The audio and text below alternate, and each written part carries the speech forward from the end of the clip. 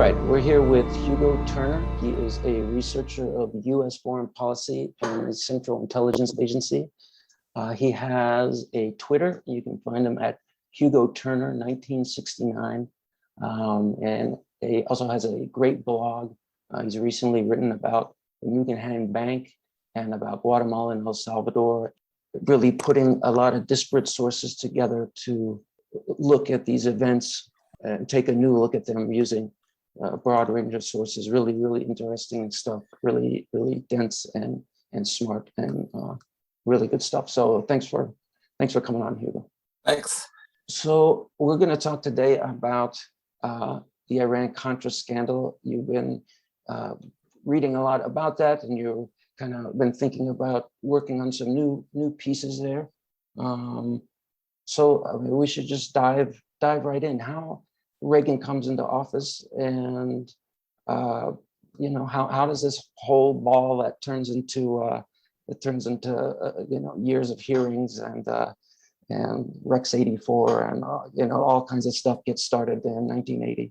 Well, really, like Reagan coming to office, like the first part of Iran-Contra is actually before Reagan ever gets into office, and it sort of begins in the post-Vietnam era in the Gerald Ford years when George Bush was the CIA director.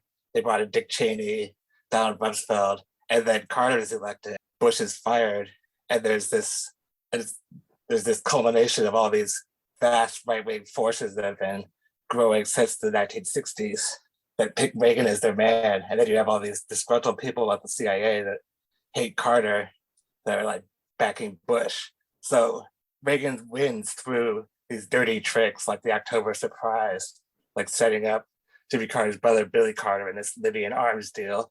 And many of these same players that were involved in all that were later involved in Iran-Contra. In general, as a society, it was all about, first there was an attempt after Vietnam to put oversight over the executive branch and the CIA so that Congress would once again have some say in declaring war. And this is an effort to just evade all of that and overturn that, and to create a system where the executive power has total control, which very much they suffered a brief setback when the scandal broke. But after September 11th, they got everything they wanted. And so we now live in this very openly imperialist country in which the NSA listens to everything you say. The media doesn't do their job. There's no anti-war forces in Congress. And it's all like due to this Reagan counter-revolution of the 80s, and a very similar thing happening in Thatcher's England and many countries around the world. So you have the triumph of neoliberalism.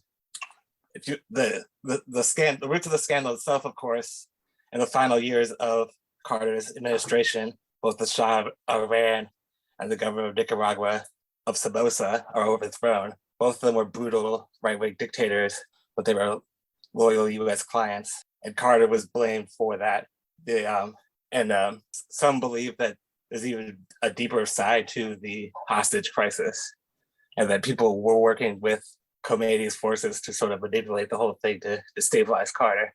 We have to really be like an Iran specialist to fully kind of go through all that. Right. Well, could you talk a little, because Iran's become super important, right? Richard Helms, the former CIA director, is the ambassador there at the end. The CIA is... Yes, ironically, Richard Helms, who was briefly going to be sent to prison for perjury, but of course, he knew too much, so he graymailed the government. And so until he gets sent as ambassador to Iran, the Shah and him actually went to this boys' school to each other in Switzerland, so they were like old family friends. And Richard Helms, of course, learned that the Shah had cancer, and that the CIA knew that Iran was far more unstable, but they hid that fact from the Carter administration. So Carter would say that like Iran was a pillar of stability in like a sea of chaos, basically, and made it look like a complete idiot. Mm-hmm.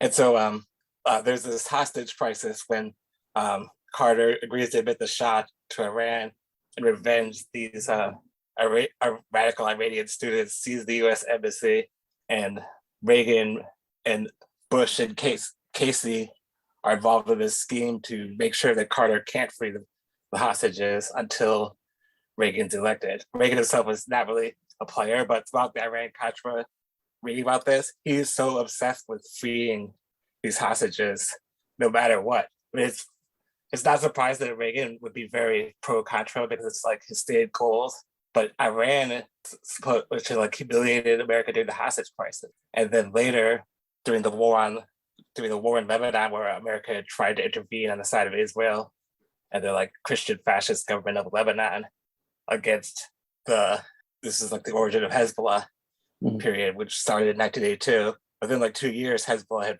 forced the Americans to flee with these. First, they bombed the CIA office annex of the embassy. They kidnapped the CIA station chief, William Buckley, and then they blew up the Marine barracks, and America was forced to withdraw. But despite all that, Reagan was determined to send these arms to Iran. So I think he was very witting of the October surprise, and it helps explain some of his obsession with these arms for hostages deals later.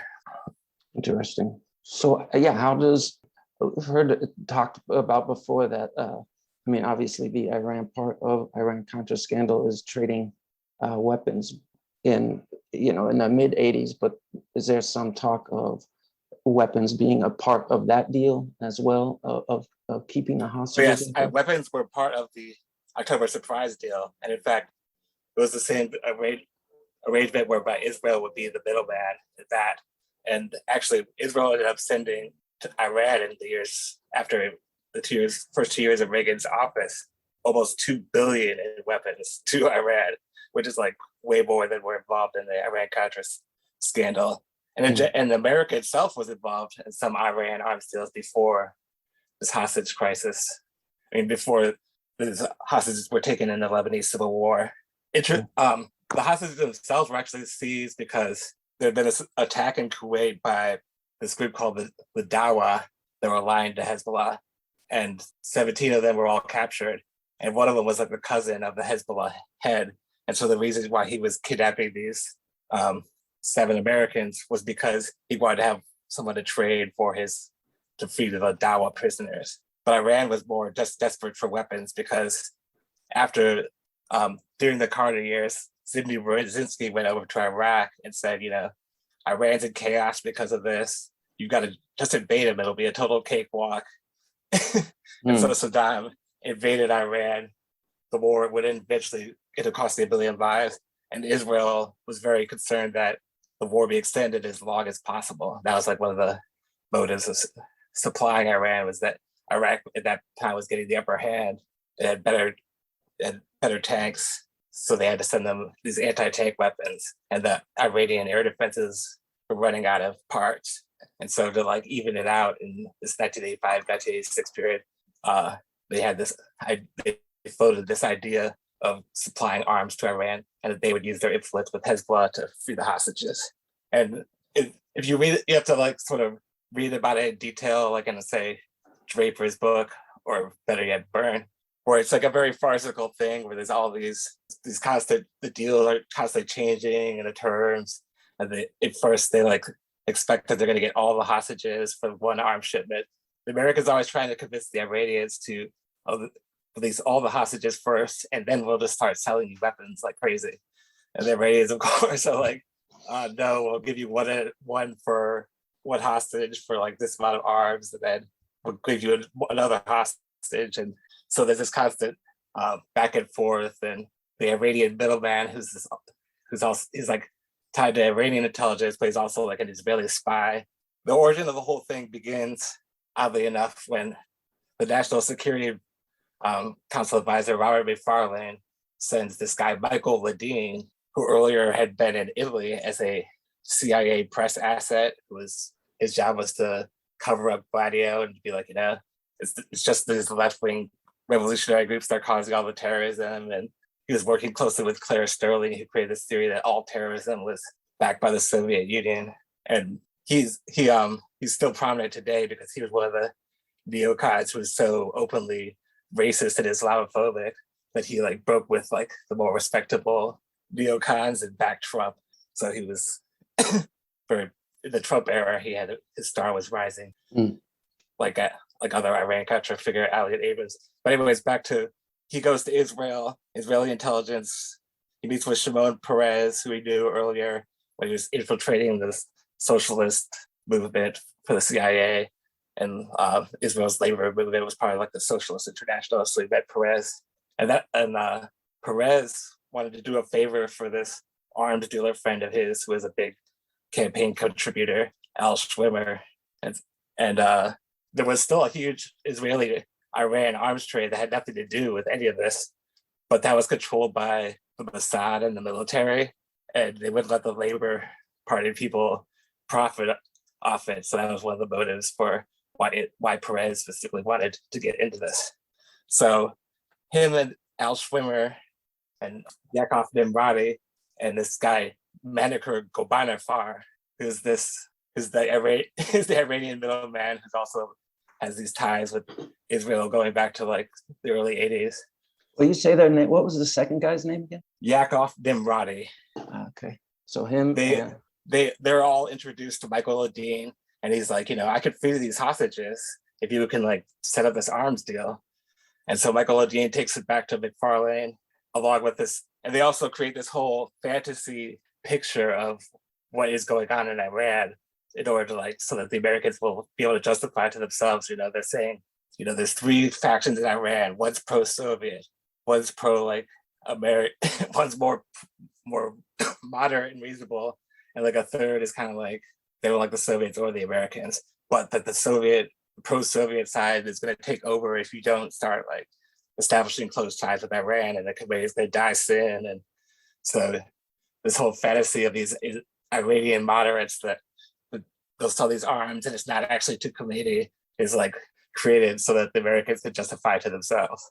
So anyways, he goes back with this bad intel and this offer to free the hostages, and that's where it all begins. And at first, Israel gets America Israel will sell Iran the weapons, and America just has to resupply Israel, which is it's interesting that this aspect of the deal was the most illegal part because it was a violation of the Arms Export Control Act for a country that the United States supplies arms to then sell arms to a state that the US has designated as a terrorist country, like it had done with Iran. It had taken like Iraq off that list. So anyways, they end up sending 500 TOW anti-tank missiles. This is like a huge wire-guided missile launching system to destroy the Iraqi tanks. And then later they want Hawk spare parts. And they actually do get one hostage out for the TOWs. What kind of years are we talking about? We're talking about, this is the summer of 1985.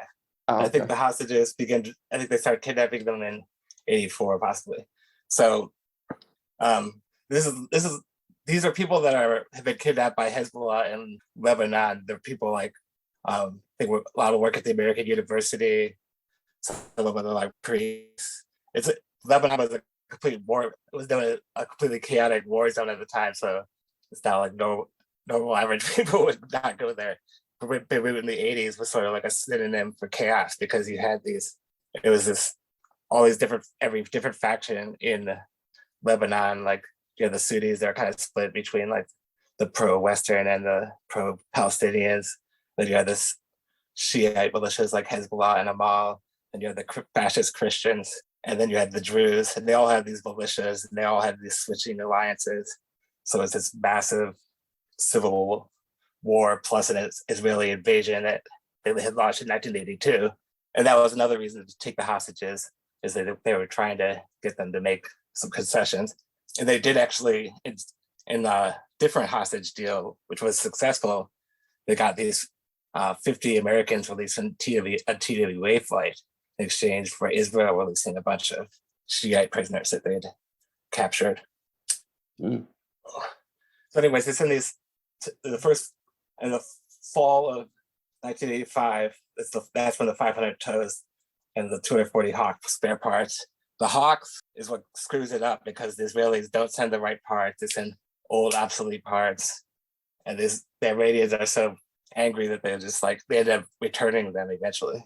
And so North decides, it's these Israeli arms, and there's all these kind of hilarious misadventures. And it's sort of like a huge farce where, this Israeli arms dealer rents a plane only for 2 days, but then it's like the deal is delayed because they can't get to Portugal. And that's when Alvar North is brought in on the Iran deal because he needs to get the arms through Portugal. They bring in Oliver North, and then he gets Secord and Dewey Claridge, who's already had been working on with the Contra thing, and Claridge had been transferred to Europe after the mining and assassination manual scandals, both of which were his ideas. And so that's how North becomes involved in the Iran deal. I mean, who's prodding them on the American side to start doing this? It's not North, it's somebody else. It's Ledeen and all that. It's Ledeen comes back with the idea, then McFarlane. So he's like, that was going to be his big thing, was to like be aligned with Iran. He just believed everything Casey told him, and Casey was in favor of it, and he really trusted the Israeli intelligence. So he believed this like nonsense story they told him about like these Iranian moderates they're about to take over if you just could just give them weapons. I see. And so, and then he's replaced in that fall by Poindexter, and also North decides, because of all the misadventures with the arms shipments, that the U.S. should just do it, and also because it's like they found this loophole in the Economy Act where the Defense Department could declare stuff surplus, sell it to the CIA, and then the CIA could sell it to like a private party or whatever. They thought it would be like legal that way, as long as they had a presidential finding, whereas the Iran deals were done without a presidential finding. That was like a big part of the reform, was that the president had to sign a finding whenever they did a covert action, and then Congress had to be informed. And the Reagan administration totally like broke that by like not even doing a finding until like after the deals, and they said it was a retroactive finding. And then they cited a finding, but they didn't tell Congress because they're like, it could screw with the deal, so they'll just like delay it for like a year or something when they're supposed to tell them within a month. All these legalistic things. He first signs us a finding like in the fall of that year, but after the TOW and the Hawks thing, missile shipment.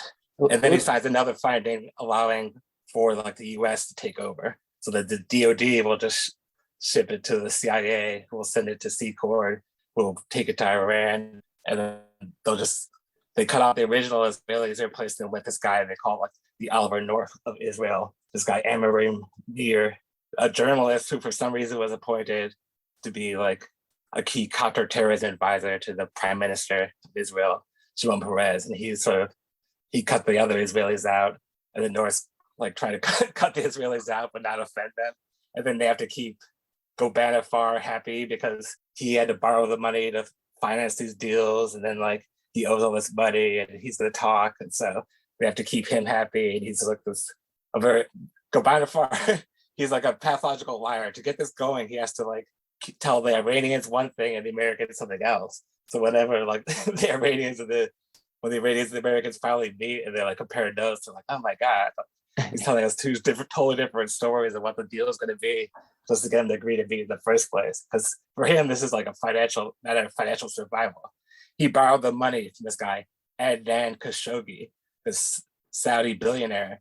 His cousin, or I think nephew, is the Khashoggi who was killed by MBS in Saudi Arabia, and had been like a columnist for the Washington Post or something, was chopped up in the embassy. And this Adnan Khashoggi, he is also quite a character. He's this international arms dealer, a CIA guy who bribes. They hire these people to bribe the governments so that they'll buy American weapons from specific corporations. These bribery scandals, that's what he's all about. And he also was famous for having this yacht and all these prostitutes. Ended up ruining the career of Gary Hart in this scandal in the 80s. And it turned out that like the girl he was photographed with that like ruined his presidential chances was Adnan Khashoggi's call girls. Ah, really? I didn't know. Which is of course a big part of the arms trade or whatever. Entertaining these guests with prostitutes. Yeah, but that's how they got Gary Hart. That's really interesting. Or I didn't know that aspect of it, because he was a big church committee guy, and he was a very kind of like left wing sort of 60s charismatic. Probably not actually, one of them, but now he's seen, but for the mainstream audience, right? He could be like another Kennedy or something. Right. Although the findings, And like the requirement for those to come in, was that the Leo Ryan, was that the Hughes Ryan Act, or was that something else? I think it's a later oversight thing. Okay, cool. Yeah, definitely grew out of that thing. And then 1980, and Casey, of course, is just all about not cooperating, getting all this rule back. He wanted to get the CIA completely exempted from FOIAs. Also, when he had this, the reason he originally ran the Reagan campaign, so that's like another thing I'm talking about. It's like Reagan getting into office was sort of like this covert war, and then while Reagan's in office, they waged like this covert war on the Democrats and on like public opinion. Casey's campaign manager, he wanted to be like, Secretary of State or Secretary of Defense, but he couldn't be because he's a mumbler. So whenever he would testify in front of Congress, when it was something he didn't want, he felt uncomfortable about, he would actually be like talking slow and mumbling. And so they would hear all these things, the more shocking things. And then of course, whenever he wanted to get angry about something like the Soviets were doing, he'd just start yelling and so that everyone could hear his, anti-communist propaganda, but no one could hear when he was confessing to like what they were up to and what he decided to tell them, of course, because he's also just, not in favor of revealing and totally in favor of lying to them. And North reported both to Casey and to McFarlane. And Casey was the one who was like guiding McFarlane, and he's a major mastermind, the CIA director at the time. So anyways, the second half of the Iran arms deals are they ship 500 tows and then they make a meeting in Tehran where like supposedly they're going to meet with the Iranian government. And this is when like according to legend, they brought a Bible and a chocolate cake. The Bible was actually like from a different meeting. It was personally signed by Reagan because North was always trying to hard sell the Iranians. I'm like, Reagan's a man of God, and like you're like religious and he's religious, so why can't we work together? It's very interesting how like the Christian right was so pro extreme Muslim in the 80s, and then today is just so obsessed with hating Muslims, but just like a thing of convenience, I guess. Yeah, totally. That's the fundamentalist I can definitely see eye to eye. So yes, so the Tehran meeting is a disaster. There's no one there to meet him, and then like they finally are starting to make a deal, and it's like McFarlane has ruined it because after he steps down, he becomes obsessed with this idea. It's like, no, I want all the hostages out first, which is never going to happen. And so he like ends up, the Iranians are offering to like just stay like 6 more hours, we'll free 2 hostages, and France just like, no, we're getting out of here. At one point, Reagan personally told them to start shipping the arms, and if they could free the hostages by the time they got like halfway from Israel to Iran, that they would like get the arms. But then McFarlane convinced to like cancel the flight, halfway there, and just left early. North and McFarlane were both Marines, so it was sort of like this father-son relationship between the two of them. Although North was like more pragmatic, and he's just realistically they're not going to give all their leverage to get more arms because they don't know they're going to get any more arms if they give all the hostages up. And the Americans were like, they didn't want to free the 17 Kuwaiti prisoners. They obviously didn't want like to do any of the political demands like Israel withdrawing from their occupation of southern Lebanon or all that. So, but somehow despite that, the deal kept continuing because Reagan was just so pro and obsessed with these deals. And there's actually a hostage released right before the whole scandal broke. And it was like right before the 1986 midterm elections. But then the story appeared in the Lebanese newspaper, and all these deals were going on right up to the moment where it's exposed. And it's only after that, because Schultz threw such a temper tantrum about like wanting to regain control of Iran policy, but like the whole thing finally just collapsed, and there was no more arms deals that we know about for a while. I mean, actually, there was. America, like, actually, it works with its countries that it's hostile with in these different covert wars, and it's sort of like a way to get back in America's good graces. Say Libya or Syria at different times have done American dirty work, and Iran continued to do American dirty work in the 90s. This guy Rafsanjani, he's a key figure, and he's still like powerful in Iran today, called the Crocodile. He's a major player in this. The arms were going straight to the IRGC, the Revolutionary Guard Corps, not to any, of course, not to any moderates, right? Because they controlled the whole weapons procurement thing for Iran, and Khomeini knew about it, and everything was, it was actually, straight up from the Iranian government, not from this other faction like Ladine and Gobernafar trying to convince the Americans it was. So basically, that's the end of the story, where that is the part that angered the right wing, because of course they're fully in favor of supporting these death squads to kill communists in Central America, but the idea that Reagan was making deals with the same people that he had done Murder Incorporated, and who were like allied to Hezbollah, who had blown up the Marine barracks only like 2 years before all this happened, and had blown up a CIA, like they killed like 12 CIA people in their first attack in Lebanon, in Beirut. And then they kidnapped this guy, William Buckley, tortured to death, and got like a 700-page confession out of him. And yet Reagan was still gung-ho about setting them arms. That's what angered the right wing. Mm. And what happened with the Buckley and the confession? That's just lost to history, right? Or there's... Oh yeah, that's also an interesting part of the deal, is that Buckley was going to be the one that was going to be released first, of course, and he was already dead. And so they're like, we can't release him, he's in ill health. And then find out till like 6 months later, like when exactly he had died. They really thought they were going to like get him back. Interesting. So Gobernafar, of course, hid that fact from Americans. And yeah, these guys are still hovering around trying to make money off of all this, right? Like Gobernafar and yeah, for him it's a business. Yeah, Gobernafar, private business. Secord, a private business with this other Iranian, Albert Hakim. And Gobernafar had originally approached Theodore Shackley before the Michael Ladine thing about this deal in 1984. That's the only time Shackley appears in the official version of Iran-Contra. And Secord, Kleins, and Ed Wilson and Ted Shackley all used to be business partners in EATSCO. So that's why he was accused in the Christic Institute, that we might get into later. Right.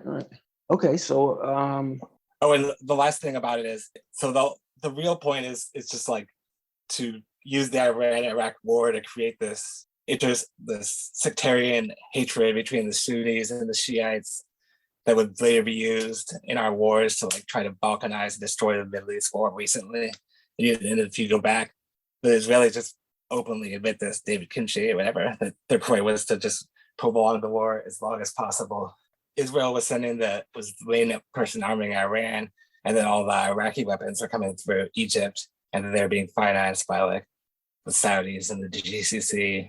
And actually, Bush got like the meeting to Tehran moved back so that he could so that it wouldn't coincide with when he was visiting the Saudis, because I wouldn't have liked the idea of the U.S. supplying Iran, obviously. Right. So what exposes all of that stuff finally that is happening?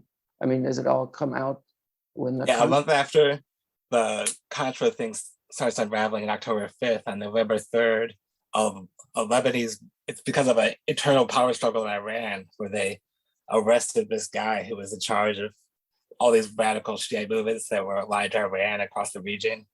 They arrested him, and then his followers exposed this as far as, first they print up all these pamphlets in Tehran, like 1 million of them, and hand them out on the streets. And when they were at Contra meetings, the Iranians were like, yeah, this is going to come out soon. And then it's published in this newspaper, that the American press picked it up.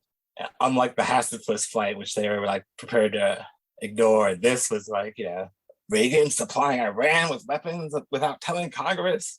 That's what caused it all, the whole Iran-Contra scandal to explode. And sort of Nicaragua was attached to it it's called the diversion memo, where North agreed to send Defense Department undercharged them for the weapons, and then they were super overcharged the Iranians, and then they were using the rest of that to fund the Contras, and also to fund these militias in Lebanon, these Druze militias that they were working on with the Israelis.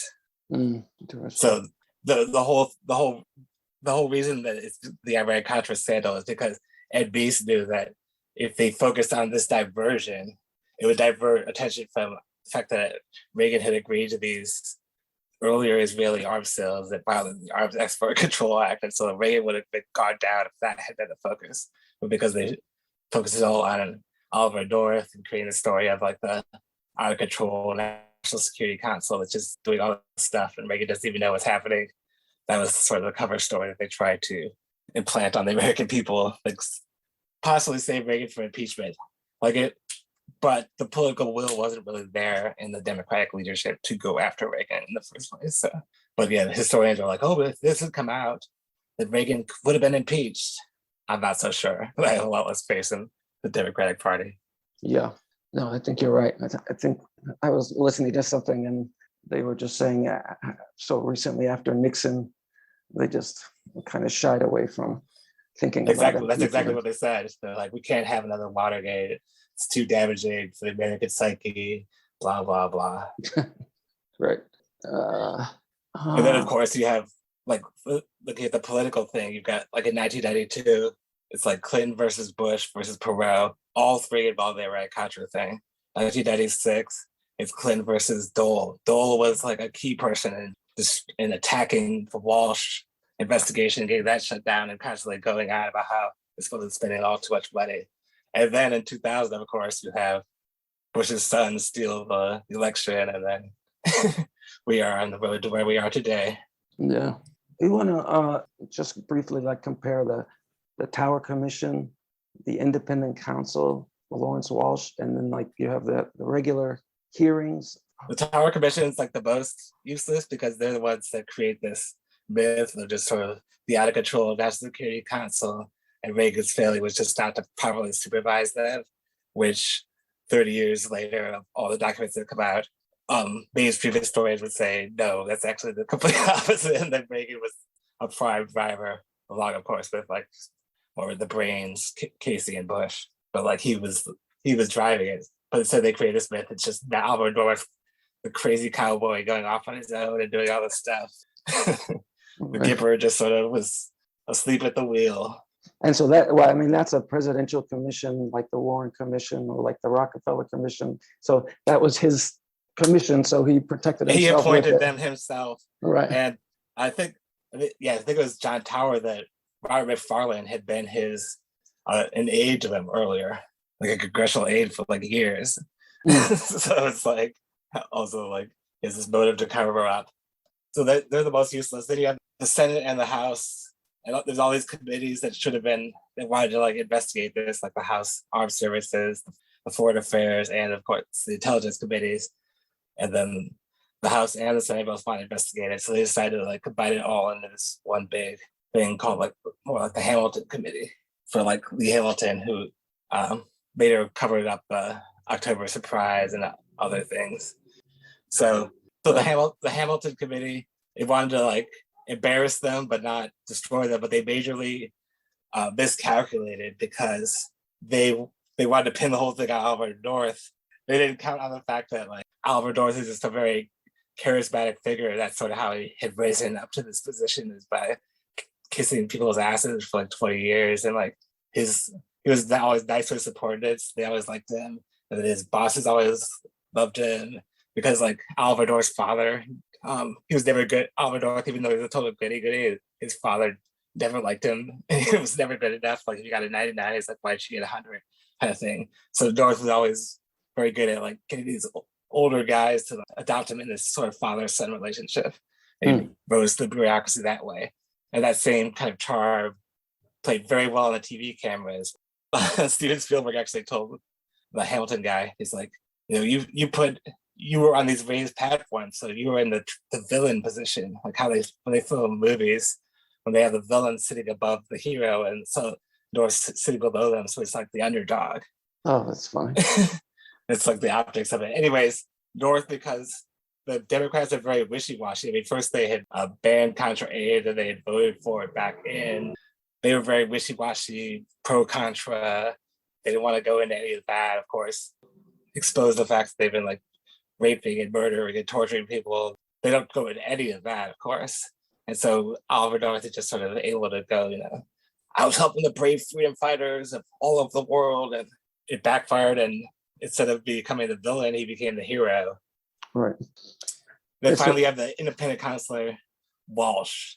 And he was sort of the best of them. Even though he's a Republican, he just sort of doggedly pursued them on these charges for the next, he was appointed that winter of '86, and he just kept going, mostly because the intelligence agencies and all these government agencies, including Department of Justice, were trying to block his access to information and drag things out forever until Bush had already been like through one term. So basically, Walsh is sort of like this honest guy.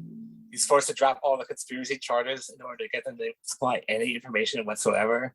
And so he has to pursue them on these charges of lying to Congress, obstructing justice. And he actually gets them convicted, but the judicial branch comes in and overturns all these convictions. And then finally, George Bush pardons everyone whose convictions weren't overturned, or people that hadn't even been tried yet, like Secretary of Defense Weinberger, and he just sort of killed the whole thing. And then Clinton comes in and he's like, let's just put this behind us.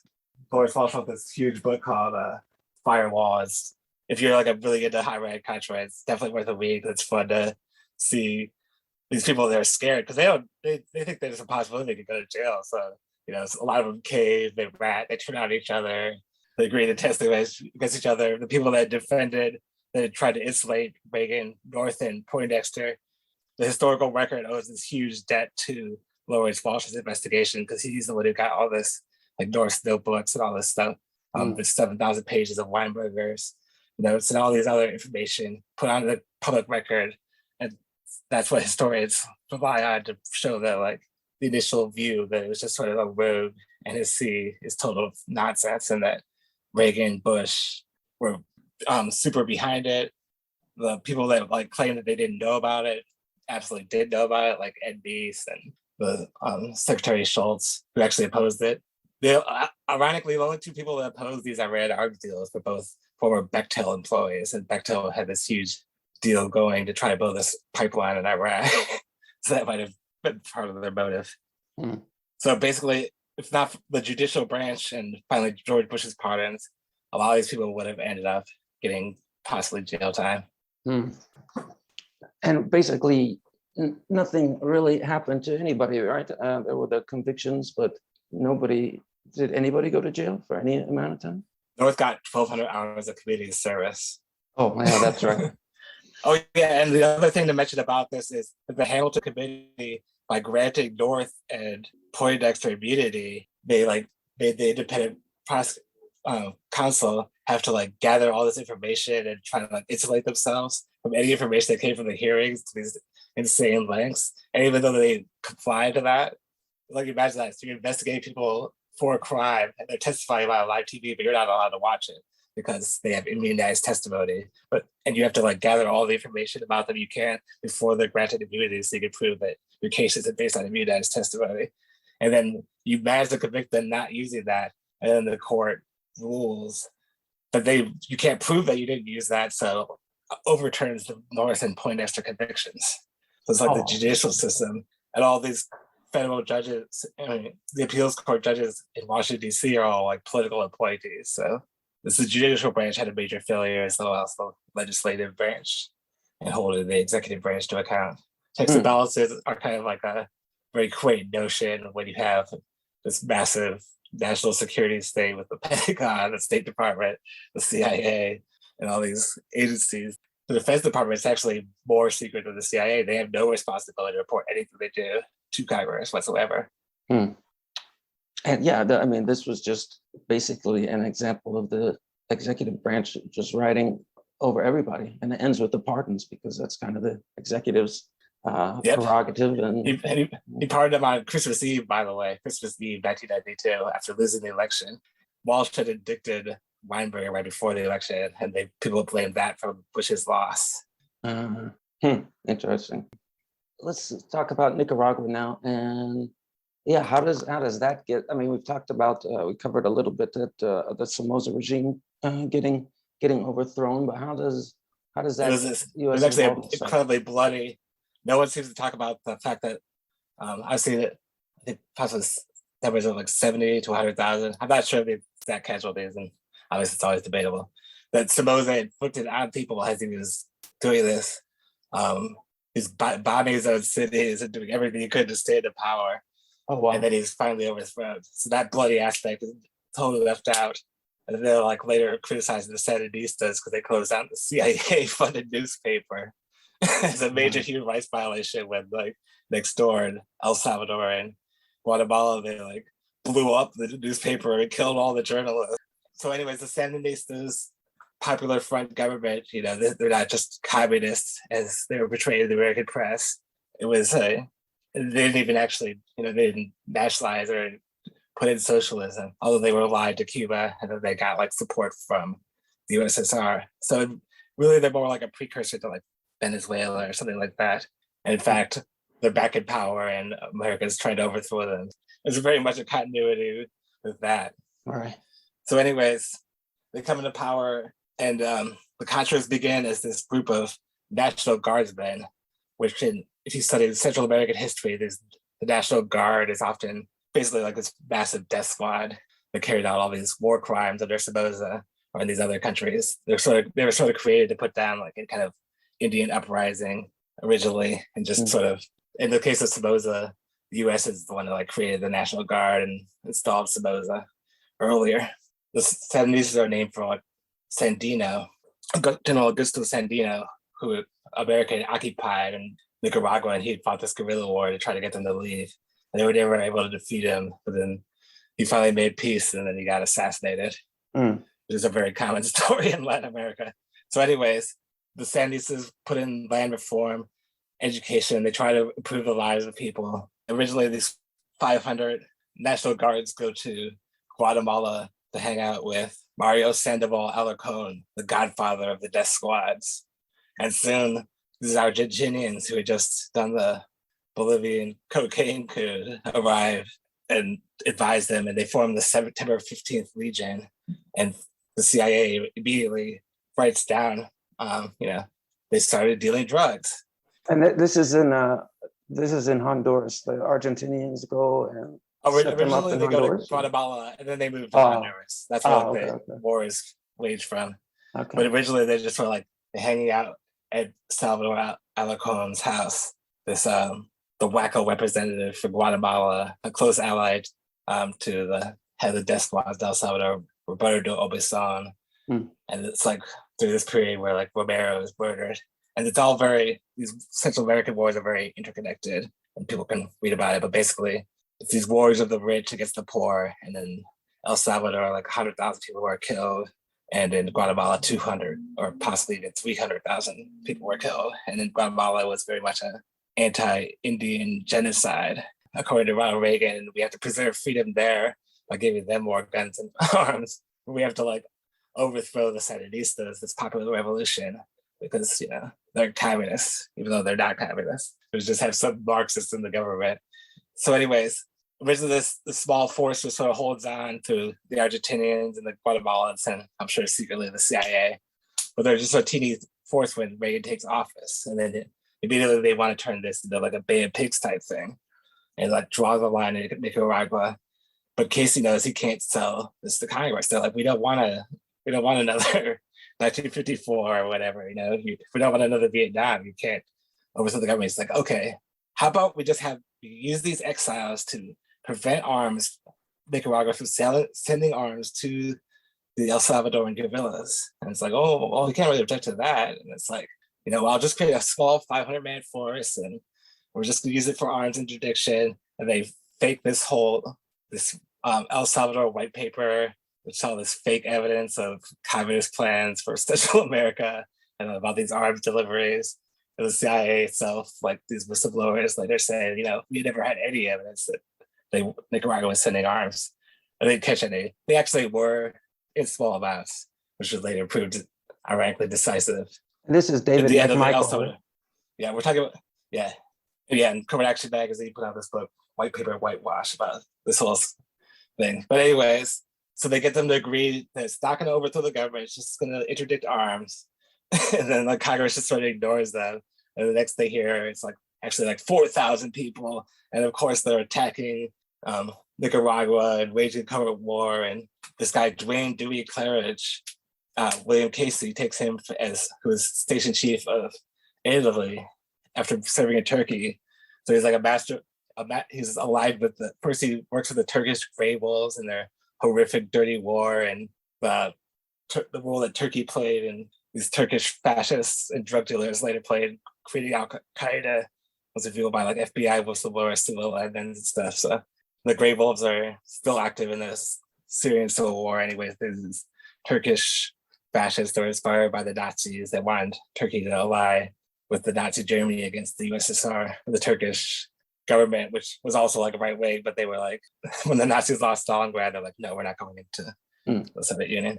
Anyways, from there, he moves to Italy, where he's the station chief during like some of the worst Gladio bombings and atrocities. And then Casey, of course, picks him to head up the Contras. And he's like, his plan is to like start killing Cubans, which are like these, doctors and health advisors, as well as, of course, military advisors that are there. So basically, it starts a terror war.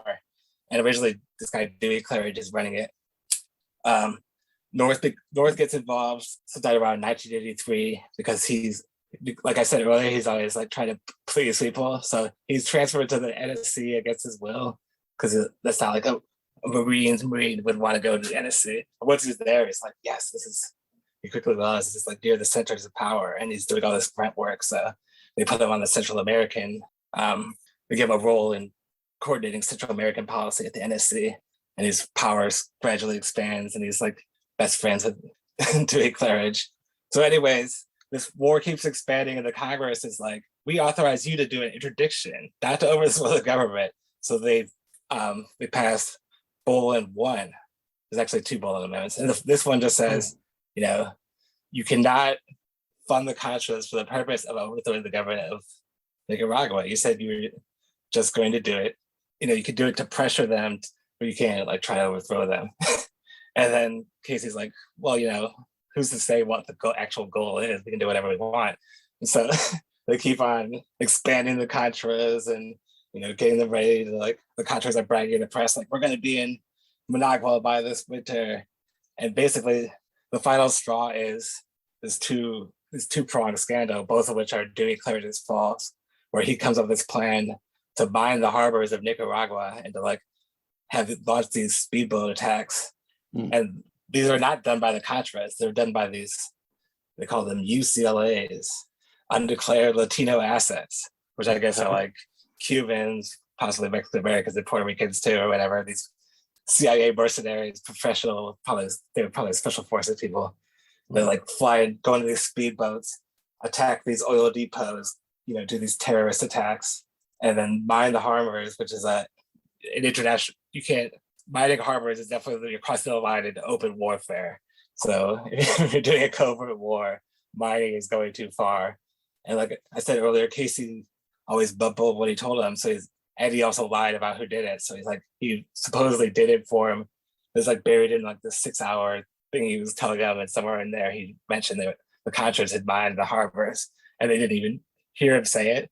They claimed. So when the story broke in the press later that year, 1984, they're like, oh my God, you're doing this without telling us, you're mining the harbors. And then also Robert Ferry found this assassination manual that like Claridge had them write out, which is basically like a Phoenix program type thing about how to psychological operations and guerrilla warfare, which includes such tips as you can assassinate one of your own people to make them into a martyr, or Oh, that sounds familiar. Systematically destroy the Sandinista infrastructure. That's why when the Contras move into a village, it's like we'll kill the healthcare worker and the teacher and anybody else who might be loyal to the government in front of everybody else to like terrify them. That's what psychological operations are, is this basically the science of war crimes and how to terrorize people into complete submission. So anyways, the revealing of that and the harbor mining scandal, Dewey Claridge is transferred to Europe. Instead, you have Alan Fears put in place, and they passed Bolin 2, which is no aid to the Contras whatsoever, direct or indirect. And basically, but Reagan, already when they had passed Bolin 1, they had put like a funding cap on it. So they were already working to ways to illegally fund the Contras. And of course, the Contras had been working on ways to illegally fund themselves from the start using drugs. And so they turned to asking third countries, which is only legal if you don't offer anything in return, at setting up a private donor network, which is only legal if you don't like openly involve government officials in it, which they illegally did, of course. And of course, when they asked third countries, they did do quid pro quos. And like at this at the meeting when they discussed this, Bush is like, it's fine as long as you don't offer quid pro quos. And then, of course, ironically, he's later sent down there specifically to make the quid pro quo deals. So the guy who's like more, it's like, it's illegal if you do this. The guy who does that, like he went down to Honduras and to Costa Rica and had to bribe like the presidents with aid so that they would continue to support the Contras. Because they're both angry for different reasons. And who's doing this? North himself? Bush himself, Vice President Bush was the emissary who went down to Central America to talk to personally to the presidents, the special emissary to Central America for quid pro quos. Right. So, and North is doing controlling the domestic donor thing, which is a fun story of itself.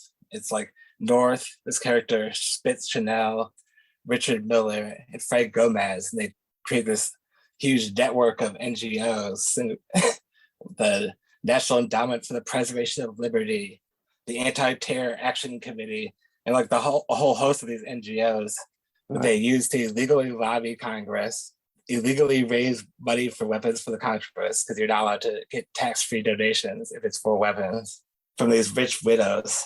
And one of them is Ellen Garwood. And if you watch this movie, Charlie Wilson's War, she's a rich elderly widow. They have her played by Julia Roberts.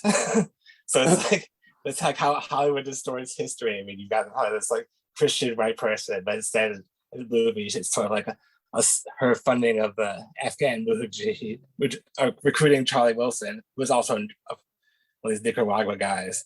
Her recruiting him is like, this symbol of powerful American feminism and womanhood, where you have Julia Roberts playing the character. Right.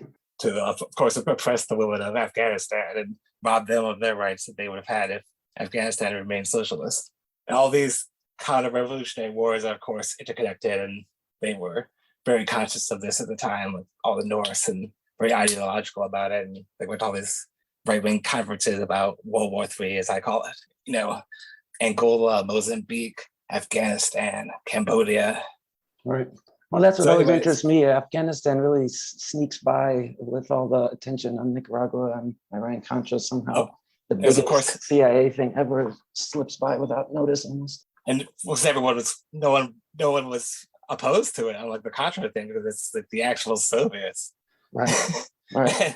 And no one, like the New York Times reported on I was just listening about this on your channel on the Peter Dale Scott interview. The New York Times had reported the Afghan warlords were dealing heroin at the beginning of the war, and then they never mentioned it again until like near the end of the war.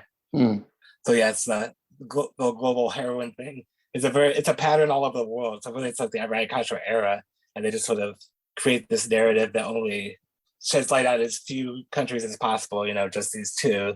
Plus, they couldn't really keep Israel out of it. And then, of course, it starts involving all these other Central American countries, Asian countries all over the world that are that are supplying arms to the Contras through this vast network of private arms dealers like Secord. So even just like the war in Nicaragua has this huge international dimension. Right. And there's also this international war all over the world to try to fund these terrorist groups to destabilize socialist government. So Bolin 2 is passed. The right-wing donors. So anyways, they raised most of the money from people like Ellen Garwood and other rich widows, and some right-wing billionaires like Joseph Coors and Nelson Bunker Hunt. And they actually, it's this great thing where the big donors are brought into the North's office at the executive office building, right to the heart of the National Security Council. And the North gives them an hour-long briefing on the situation in Nicaragua. And they look at the Soviet air bases, and they're about to strike at any moment. And all these Nicaraguan refugees are about to flood into America if we don't do something soon. And then after the sales pitch, then Spitz Chanel would come in, so can you give them this money? I mean, and North was a terrific salesman. He would actually have tears in his eyes. And you got Ellen Garwood They're both in tears by the end of his presentation about the brave Nicaraguan freedom fighters. Right. And Reagan himself was, and then for $300,000 or more donation, they arranged a private meeting with President Reagan himself. Oh.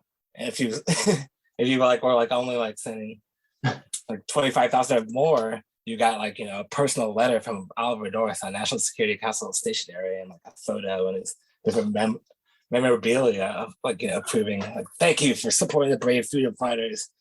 Gutless Congress won't let us do it, but thanks to the patriotic Americans like you, we can. And then of course don't tell them that the real money, the big money is comes with Robert McFarlane goes over to the Saudis. He's like, please help the Nicaraguan Contras. And it's like, no problem. It's this Prince Bandar guy, the guy that later became infamous in 9/11 war as Prince Bandar Bush.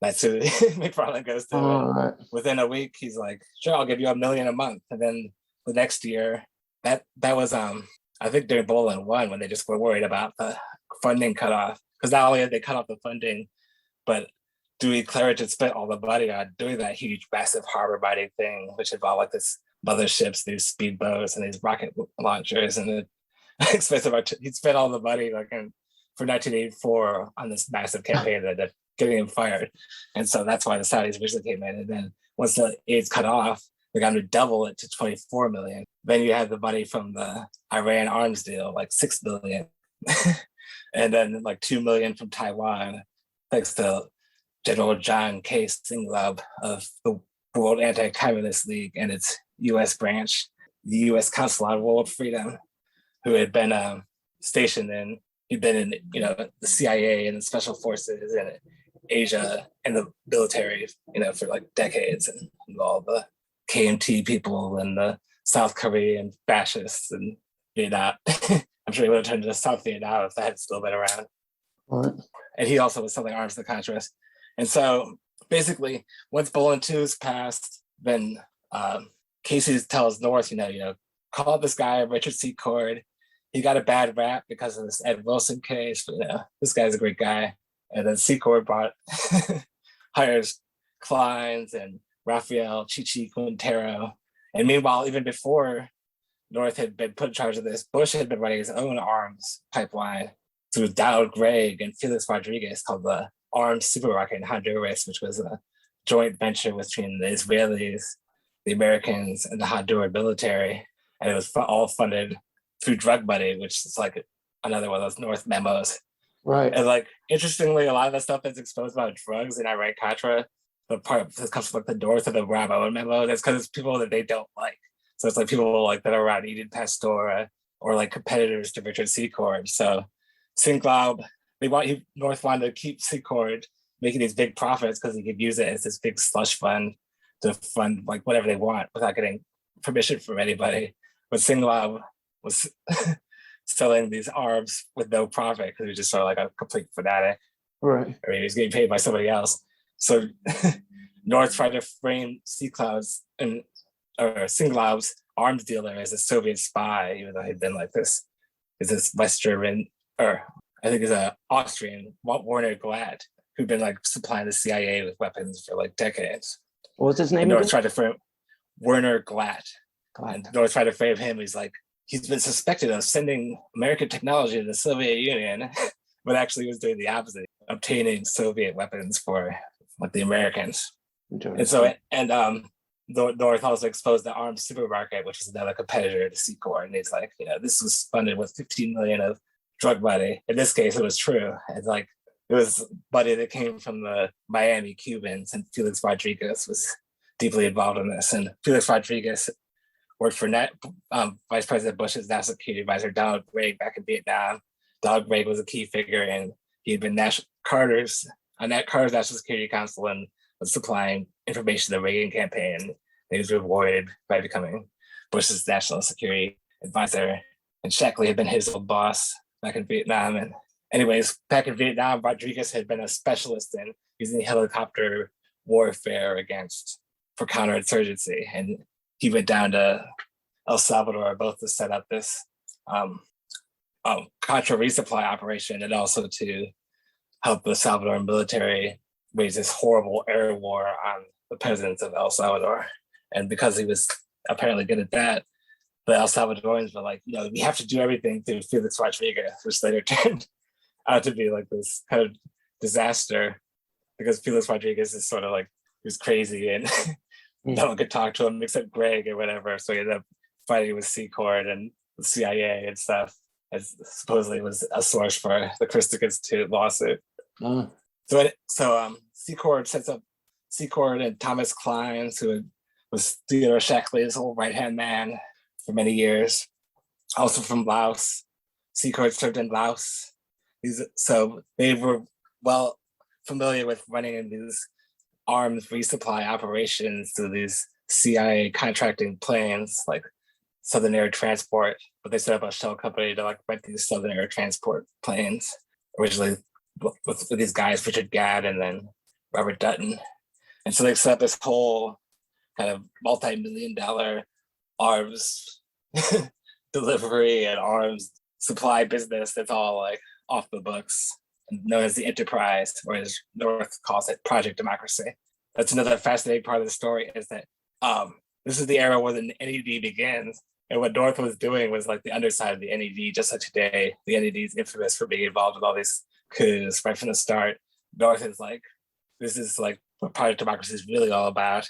But the the general public still believed it was like very innocent or whatever. They refused to investigate it during the Iran-Contra hearings because the NED is a bipartisan organization where it's like one part of it's controlled by the Republicans, or there's four parts. One part is controlled by the Republicans, one part is controlled by the Democrats, then one part is controlled by the Chamber of Congress, and then one part is controlled by the AFL-CIO. So labor, business, Democrats, Republicans, they're all in on it. So it did not become part of the scandal.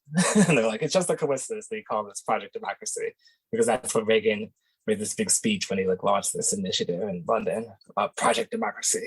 And then you see Spitznella created his own version of the NED called the National Endowment for the Preservation of Liberty, which was, concentrated wholly on raising money to wage war in Nicaragua and a bunch of others. And then North Carrier started hit a one-man NGO called IDEA just so he could get like a paycheck. So there's like this galaxy of shell NGOs. They're all run by Spitznell, Richard Miller, and this guy Francis Gomez. And this Richard Miller guy is this ex Agency for International Development PR specialist. And these guys are raising money, or they're getting paid by the Contras? They're raising money, and they're lobbying. They're raising money for the Contras from these rich donors with North's help and Reagan's personal visits and stuff. They hire like these people that are very close to Reagan to make sure, and they give them these exorbitant sums of money, like $250,000, like these Reagan aides. They can guarantee getting a visit with Reagan for the donors. And they're also lobbying illegally to get rid of people that are critical of the Contras. They give like $2 million for attack ads to like shift the voting so that the Bolin Amendment will be overturned. And there are strategies that are actually successful. And then above them, you have the whole Office of Public Diplomacy, which Casey had the CIA 30-year specialist in propaganda, Walter Raymond, set up. And then he had Otto Reich working for him, who's still an infamous figure in trying to overthrow left-wing Latin American governments to this day. And they created this, as Perry said, to like glue white hats on the Contras and black hats on the Sandinistas, and hire PR specialists to come up with like insults, like we'll call I think Ortega the dictator and designer sunglasses or whatever. So it's gonna be kind of like, he's not really a left winger. He's got cool sunglasses and different things like that. So basically, this whole massive propaganda campaign, lobbying, ensuring GOP victories, which is part of an even larger illegal network of donations coming from places like South Africa, Israel, Taiwan, South Korea, the Moonies, this huge, vast web of right-wing private networks are a big part of all this. And there's like this whole part that's controlled by Oliver North and Spitznell, this teeny corner that's just focused on Nicaragua. Right. They're very successful. That's why originally they voted against, they passed Bolin II, and then later they got them to agree to give them 27 million humanitarian aid, quote unquote. They legally used that to smuggle weapons to the Contras, and Elliot Abrams was supervising that. who was resurrected to try to overthrow Venezuela and Nicaragua during the Trump years. And a lot of this is run out of, within the bureaucracy, it's all run out of this thing called the Restricted Interagency Group of Latin America, which is, at this point, Elliot Abrams of the State Department in charge of Assistant Secretary of State for Inter-American Affairs, Alan Fears, the CIA guy in charge of Latin America, and Oliver North. This like this three-man triumvirate that is running like the dirty wars in El Salvador and Guatemala, as well as the dirty war on Nicaragua, and then of course corrupting Honduras and Costa Rica, so that they'll also create their own death squads and beef up their military and police and get all paranoid about subversives and create so that Honduras today is also a murder capital for left-wing dissidents after Hillary Clinton staged a coup there back in 2014. Right. Does the Boland Amendment 2, Part 2, does that last up into the Hassanpour's plane gets shot down? Or does that get... No, it's the summer of 80, I think the summer of 86. It's either 85 or 86, I'm not sure. But they end up, first they passed this humanitarian, they give them 27 million for humanitarian only. And then the next year, because of all this, they finally get $100 million for the Contras. And then Hassanpour's plane is shot down. So it's sort of like, well, we went along with you. And you were like lying to us earlier, you know? Right. And that's like what sort of enraged people. It's like, but it's also, it's like, no one had the courage to be like, how on earth could a country with 2.7 billion people be a military threat to the United States, the most powerful military power in the world? Nicaragua would never be able to invade the US and go through El Salvador and Guatemala, which are like these heavily armed, very brutal military states. So you think they're going to go through them, and then they'd have to go through all of this huge Mexico, which is, and then they're going to attack the United States. I mean, it's this insane fantasy. I've heard a bunch of times, like Stockwell or when people talk about it, they mention that Nicaragua had 3 elevators in the whole country, you know, like, this is not a threat to the United States. They would be like, you know, it's 3 days drive from this part of Texas. Right.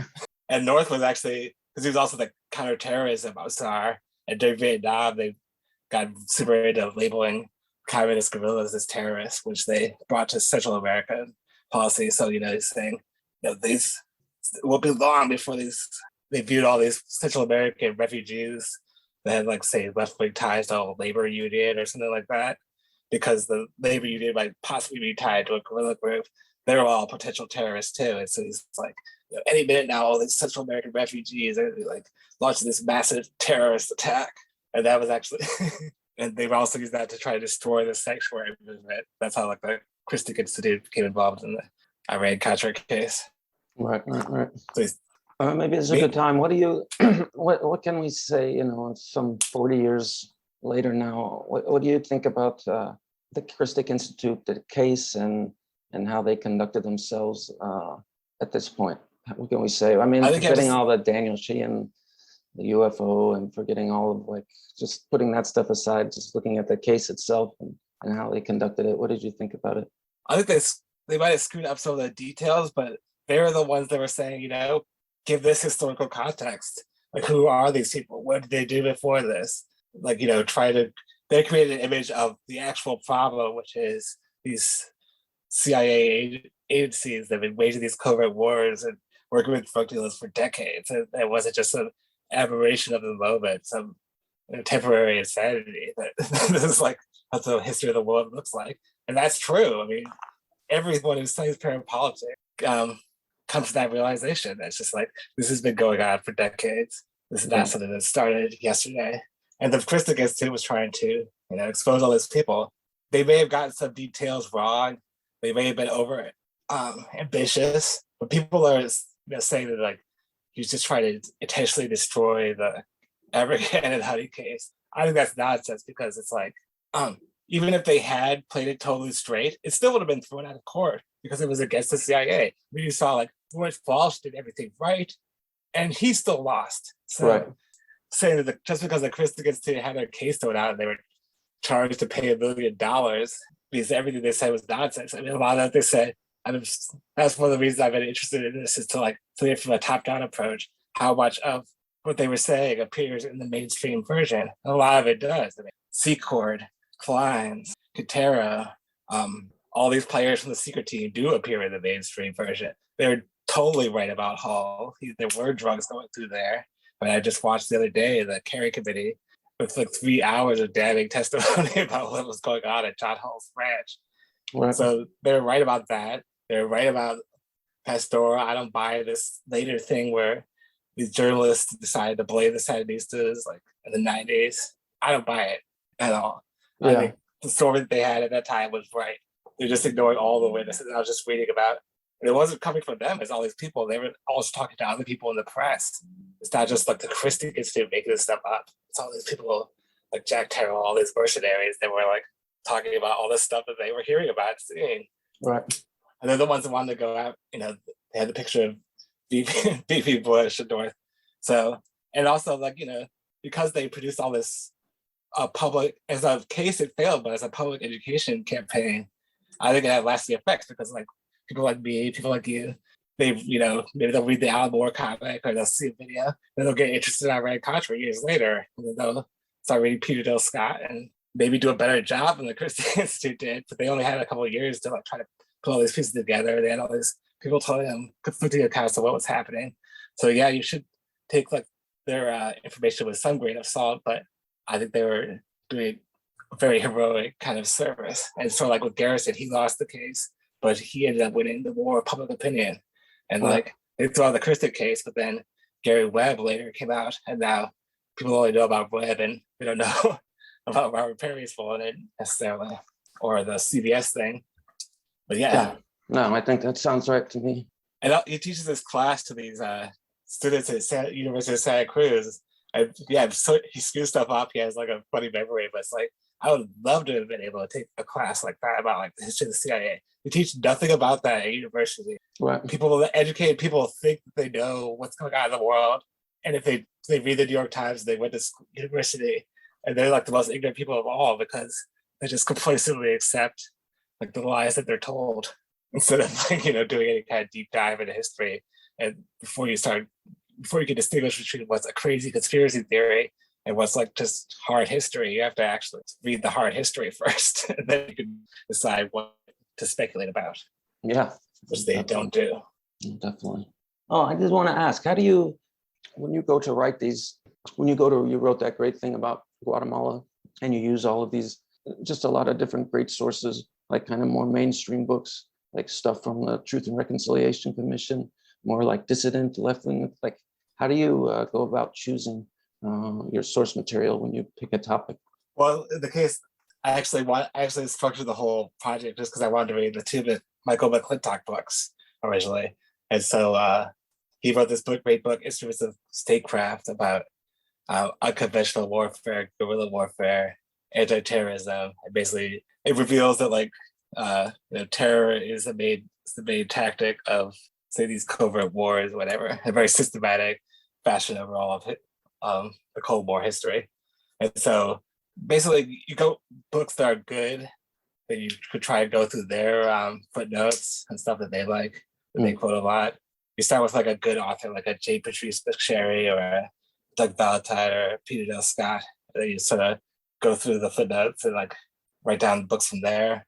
I like ask, say, J. Patrice Sherry or Doug Valentine, like, what should I read about this?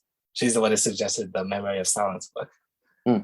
So just basically, I'm always like writing down book titles, and then like that list is too long to ever actually read. And then like there's the books that I like end up ordering, because I was paranoid that like Amazon's gonna like, because they're an evil corporation, it's the CIA contractor, so they're just gonna, you know, ban all the good books. So I try to like collect as many as I can. So what would like when you were looking at Iran-Contra, what were some of the, tell us some of the books that you chose? And this definitive quote-unquote mainstream account is by Theodore Draper from the 80s, or it was the definitive back in like 1992. It's kind of obsolete now. Anyways, that's like this huge book on Iran-Contra if you really want to get into all the details, the farce of the Iran arms deals That's like a great one to read.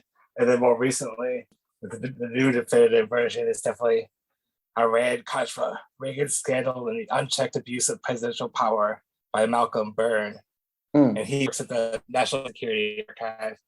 For almost 30 years, he was like at the National Archive, reading all the stuff that's got declassified about the case and obsessed with it and hanging out with other experts on the case like Peter Crumbler.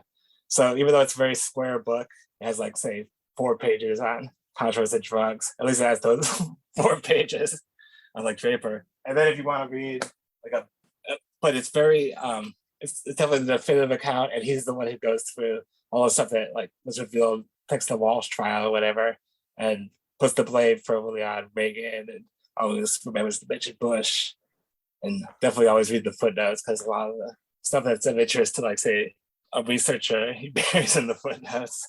Right. Wait, and that's the Byrne book, or that's a different one? That's the Byrne book. And Okay. then finally, a really good book is Lost History, Contras, Cocaine, the Press, and Project Truth by Robert Perry. Okay. This we initially booked the scandal. And I think this came out in the 90s. And he's like, the great thing about Robert Perry is he just sort of, when like the system, he never forgives the system for like being like dismissing him back in the 80s about what he's saying. So he follows these stories year after year after year, just collecting all of the dirt that's emerged since then, and like going through these secret files and October Surprise and Iran-Contra. This book is just like filled with shady arms deals, drugs, the Contras, like because he's a reporter instead of a historian. It's very like dense. So it's like, you know, you get like hundreds of crazy stories just within like 100 pages. Right. But the book itself is like 250 pages. I just remember I was reading like the 100-page section about all the extra drug deals, and just agonizing tale. It's just like, this is awesome. He has other books. And then of course, there's the great Gary Webb, Dark Alliance, and Out of Control by Leslie Coburn. If you want to get other ones, if you're interested in the drug side, if you just want to know about the mainstream version, I recommend the Malcolm Byrne one. And then if you want even more detail, more entertainment, the Draper. And then finally, a book that's kind of uneven. It's like, so it has very much that he's like the son. It's written by the son of like Ben Bradley Sr., who is actually the reason why Washington Post never broke any Iran-Contra stories, because like his father was best friends with Oliver North during the whole thing. And also Oliver North was trying to get the hostages rescued for these various news agencies, and it's like the source for all the information. So anyways, I'm currently reading this book that's very entertaining biography of Oliver North, even though it doesn't go into any of the it doesn't question a lot of the nonsense the Reagan administration believes about Central America. Is Guts and Glory, The Rise and Fall of Oliver North by Brett Bradley Jr. It's a very kind of a thick, but like very entertaining book that currently, it's like the last Iran-Contra book for the year. I'm happy with it. Cool. But Out of Control is great. That confirms a lot of like the Christic Institute stuff, because they also went down there and interviewed John Hull, and they did the TV documentary from Frontline that I have on my website, Guns, Drugs, and the CIA. And they wrote that. And then another great book about the Israeli angle on this, Dangerous Liaison. Oh, right. That's the Coburns, right? Yep. Yeah. Out of Control is just Leslie Coburn, and then Dangerous Liaison is Andrew and Leslie Coburn. Okay. And the Coburns not good at JFK and 9/11, but they did go after the Israel lobby, and they did have the guts to talk about the Contra drug connection. And actually, it was Brian Sparger is an unsung hero of that, because he was like Robert Perry's partner, and he went over to work for CBS West 57th that did the original reporting that led to the later Guns, Drugs, and CIA book. Documentary, and then the book. Okay. Oh, I wondered what happened to Barger, because I hear his name a lot, and every time I talk about Robert Perry. That's interesting.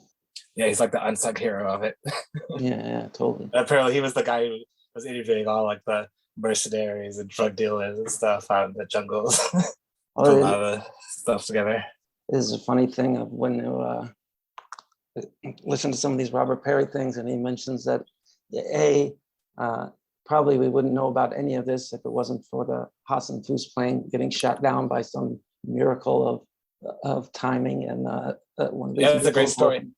And then A 14-year-old Nicaraguan with a Soviet surface-to-air missile launcher shot down the plane. Just sort of pressed the button and it honed right in and knocked it out of the sky. Right. And then the fact that they only put out the Robert Perry and Brian Barger joke story only came out because the guy accidentally, the Spanish editor accidentally put it out on the Spanish side. Yeah, they sent it in. They're like, we're not publishing this, but then someone accidentally sent it to the Spanish language bureau. They published it in Latin America. So there is something to coincidence, every once in a while. Yes. Well, cool, man. Is there anything else? I know you're going to do more research, and I look forward to the article you come up with and reading that, and hopefully talk again. But is there anything else you want to add to the end here? I just sort of it's interesting whenever you return the Iran-Contra, you can like find so many different in it. Like this time was donating all this evidence that the Soviet Union was gonna fall soon because of Iran-Contra, because you're actually buying these weapons from these Eastern Bloc countries because I assume it's because they received loans from the West and they needed hard currency to pay them off. So at the same time, the Soviet Union's trying to help Nicaragua to fight off the Contras, actually quite successfully, because like the Contras were getting like massacred by these like attack helicopters. All these Eastern Bloc Warsaw Pact countries were the ones supplying the Contras with weapons, and like China was supplying them with weapons. So, and the birth of the internet, even when you're studying it, like Poindexter, the guy after McFarlane, he had wired the entire National Security Council with this vast computer network. So like they would do for one of those Central American countries, so that all the agencies would be coordinated through like this supercomputer, the National Security Council thing. And so like Albert North and his friends were like the first people to be doing emails back in the 80s, like a few years before the rest of the world knew about that kind of stuff. They're like sending out, and they were the first people to learn that nothing ever gets erased. They did leave their files, and then during the scandal, someone actually found the NSA had, of course, put this backup in there. So even though you thought you deleted your files, they could recover them all. So a lot of information comes from that, these prof messages, which today we call emails. That's interesting. Prof, PROF. And they also gave them these NSA like code devices, these KL-43s, because they were like talking on public payphones and stuff. Like, all these Central American countries have these government-owned telecoms, so it's like the NSA owns the telephone company, basically, or the Central American version of a telephone company is like their version of the NSA. Right. Cool. Yeah, no, I appreciate you coming on, and hopefully, my Contra. Yeah, hopefully next year we go more. I'm going to study the Contra drug connection, read a bunch of Peter Dale Scott and Gary Webb, and hopefully the Pete Bruton, the Mafia, the CIA, and George Bush, and get into like all the not mainstream version of Iran-Contra. Yeah, there's so first much. I should try to put all these like 1,000 pages of notes into some kind of short article on Iran-Contra. I mean, a long article, but an article instead of a book. Right. Well, I look forward to reading it for sure. So yeah, talk to you soon. Yeah, thanks a lot, Hugo. This is Our Hidden History